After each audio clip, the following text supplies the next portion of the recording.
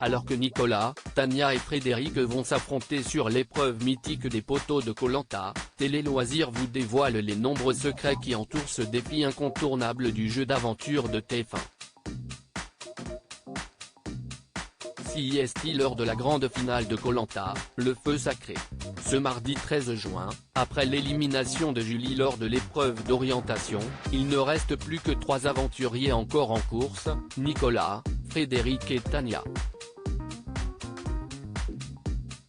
Le ou la vainqueur de l'épreuve pourra désigner celui ou celle qui l'accompagnera face au jury final, composé des 9 derniers éliminés, Anne-Sophie, Elena, Gilles, Clémence, Esteban, Laura, Quentin, Julie et l'éliminé. Des poteaux. Séquence mythique du jeu de TF1, ce défi autant sportif que mental regorge de petits secrets que révèle la production. Koh Lanta, attention aux coups de soleil et aux envies pressantes. En 2020, Julien Magne, le producteur de Koh Lanta expliquait à nos confrères de Ciné Télé Revue que pour s'hydrater, chaque aventurier finaliste disposait d'un camelbag, une sorte de gourde remplie d'eau pour boire quand il le souhaite. Nous demandons également aux aventuriers de se mettre de l'écran total afin de se protéger des rayons du soleil, complétait ce dernier. Enfin, en cas d'envie pressante, eh bien à eux de se débrouiller. Hors de question, évidemment, de descendre de son poteau. Soit ils se retiennent, soit ils se soulagent, à l'image de Jérémy Raffin en 2016.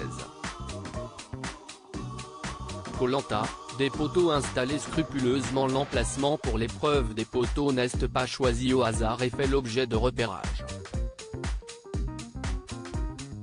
Il doit d'abord être visuellement esthétique. Ensuite, pour éviter toute blessure des aventuriers qui tombent, il faut trouver un lieu où le fond de mer n'est pas jonché de rochers ou de coraux, expliquait Julien Magne. La marée est également prise en compte pour être sûr du niveau de l'eau lors de la chute des finalistes. Cette donnée détermine à quelle distance nous devons implanter les poteaux du rivage, confie le producteur.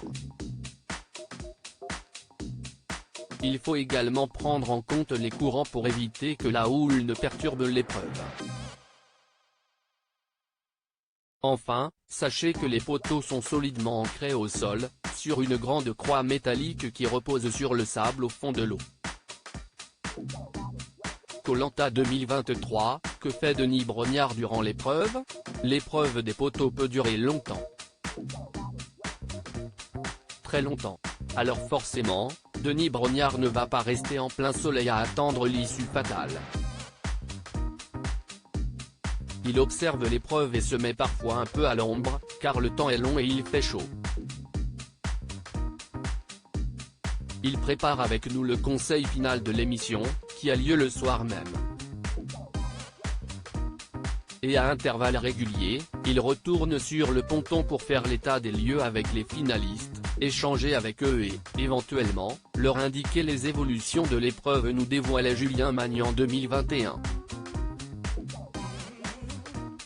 Koh Lanta, le feu sacré, la production choisit la place des aventuriers pour cette finale du feu sacré. Frédéric sera placé à gauche, Tania au centre et Nicolas à droite.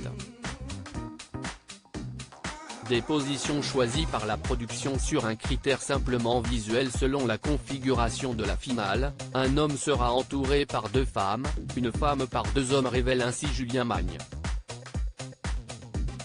Enfin, par souci d'équité, le dessus du poteau est adapté à la pointure des aventuriers.